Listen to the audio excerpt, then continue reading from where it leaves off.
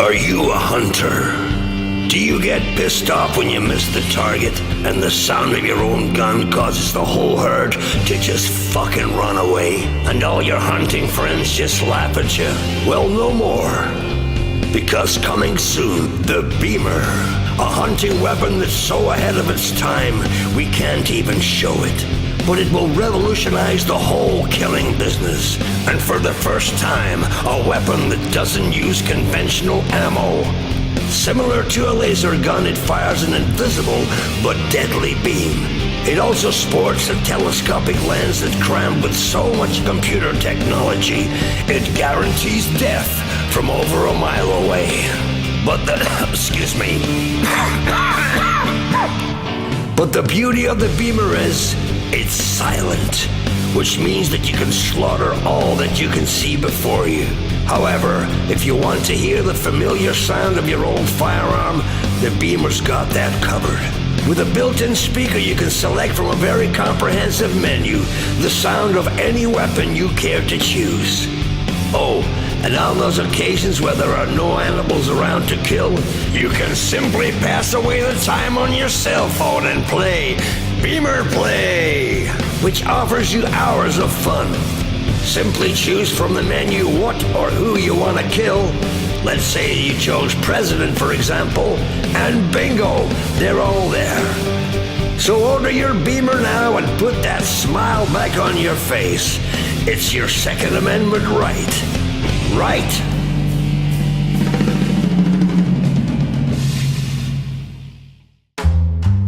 So, Stefan Molyneux, the low-budget version of Frasier Crane. He put out this tweet saying that the last 24 hours was the worst period in Trump's entire presidency. Well, I would say that this was the worst fucking day for all of us. So he's angry that Trump wants to ban all devices that turn legal weapons into illegal machine guns. Well, folks, in my book, this would align the most intelligent man in the world with these fuckheads.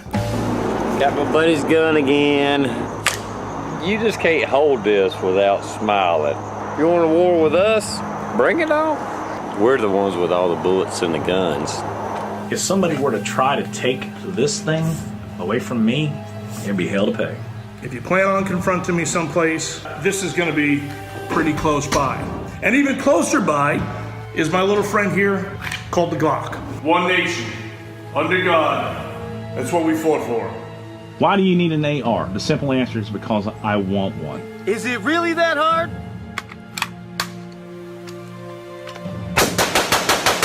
What I'm saying is that you should start preparing a possible attack and a Second Amendment right happens. You already prepared, you know. You don't have to run to the store and buy ammo. You don't have to run to the store and buy food. You don't have to run to the store and buy a new rifle because, you know, they're gonna take them away. You should have them by now.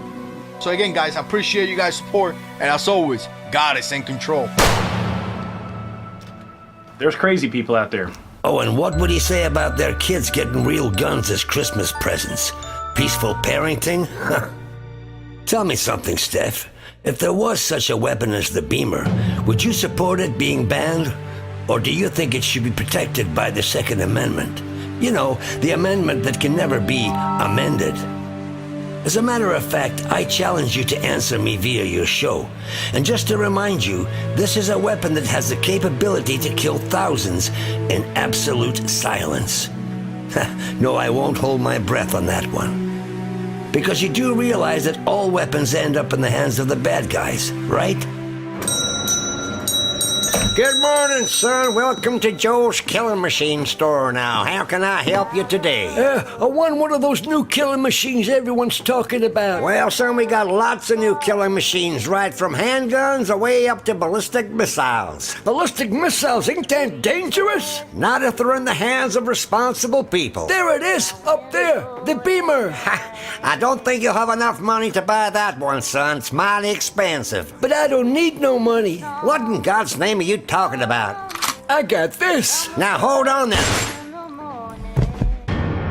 Now Molyneux put out a video entitled Mass Shooting Survivor with the line, an honest conversation, which in itself is a dishonest description because, well, it wasn't a mass shooting. But hey, gotta get those views in, Steph, haven't we?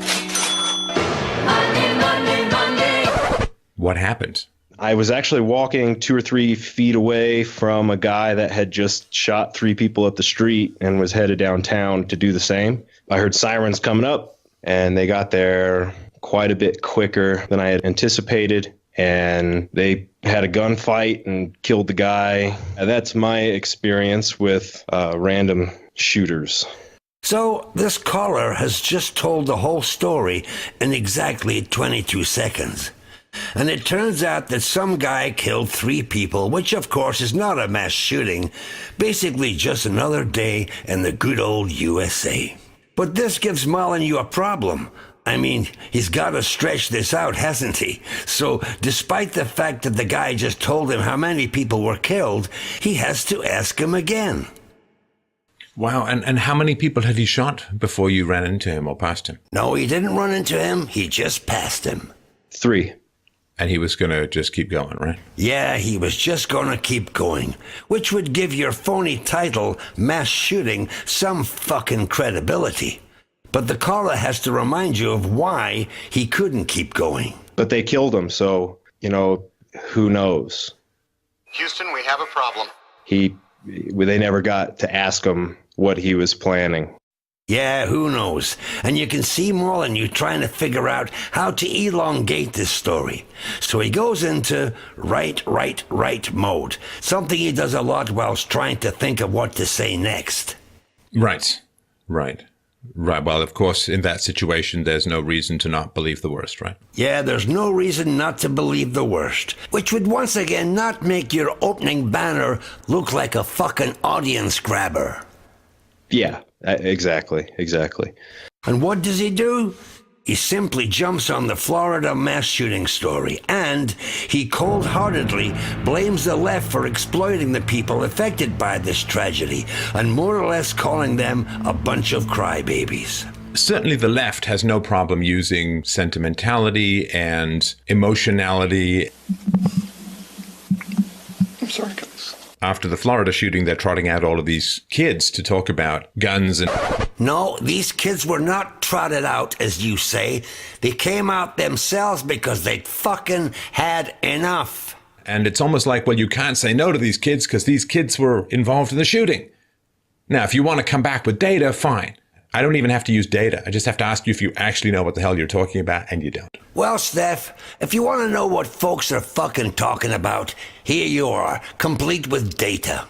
By giving these children this amount of attention because they went through a traumatic experience, we're kind of giving them, I feel like it's almost a green light to act like a tyrant. No, it's just a way of saying to people, are you really going to argue with somebody who just watched his friend get gunned down? Trauma is not an argument. Yeah, exactly. And from the perspective of the kids, it's very tempting to use that trauma to act as a tyrant. Sure. And to use it to prevent yourself from asking, was there something I could have done to prevent this? I mean, if somebody's doing a data-driven presentation, I have no problem responding with data. If somebody's doing an emotional-driven presentation, then you need to push back against that emotionality. You're not giving me much data, you're giving me a lot of sentimentality about an experience that you haven't had. I think I agree with that sentiment. So it is a way of saying, elegantly saying, shut up, you've not experienced it.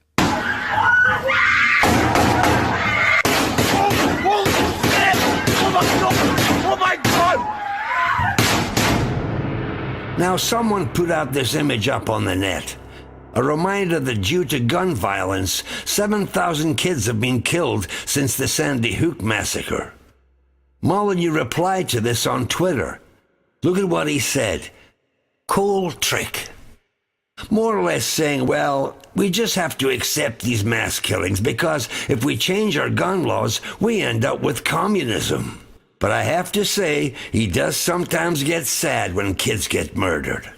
In America, 5 children every day are murdered by their parents. And sometimes, too, he does get real upset when Muslim kids become victims of war. I read a story where a man... But I have to repeat, sometimes.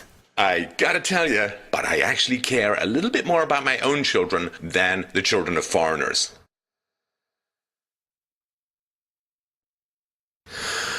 A man whose son had received a terrible wound from the war had to... I can't even imagine it.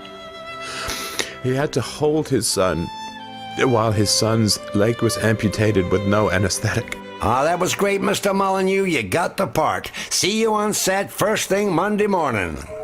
Now, let's just jump forward a few days and listen to him talking about Muslims sexually abusing kids in the UK.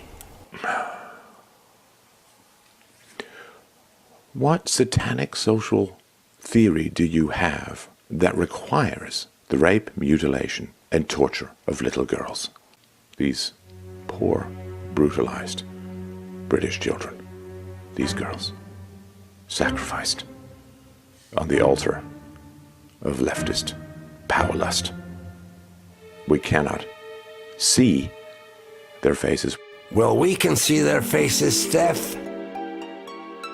We cannot hear their voices. And we can also hear their voices.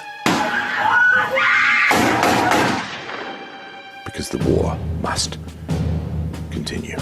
We shall fight on the beaches. We shall fight on the landing grounds. Now, I'm sorry to tell you this, Steph. And yes, you do have a good brain for storing information and the likes. But similar to the engine in a Rolls-Royce car, it's a wonderful example of mechanical engineering. But if someone shits into its gas tank, that car's gonna have some serious problems. I am in no doubt that someone shit in your gas tank a long time ago. Probably your mom or your dad or even both. But don't say later that the therapy you got cured you, because it hasn't. You're a fucking nut job. Take a look on the internet. Have you ever seen someone being mocked as much as you are? Apart from Trump, that is. Normal philosophers don't behave like you.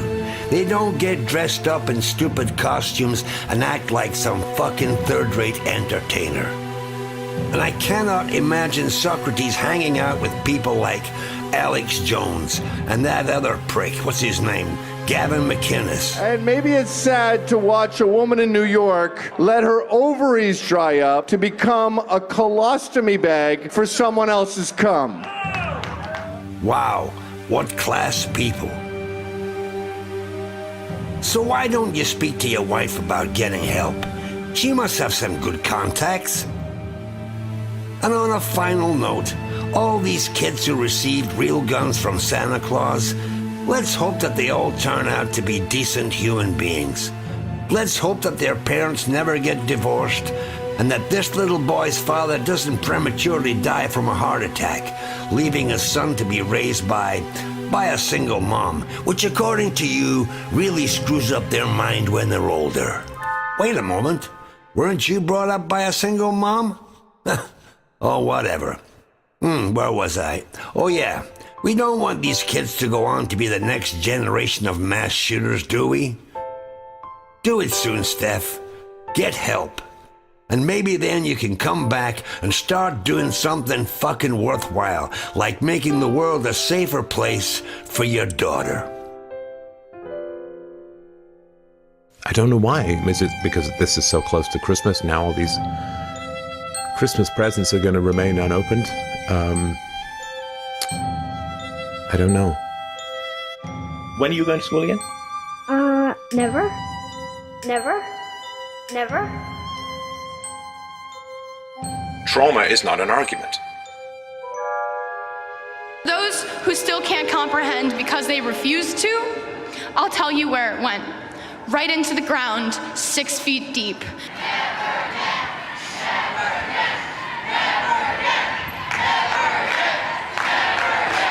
The fact is that it was not fundamentally a gun that killed those kids.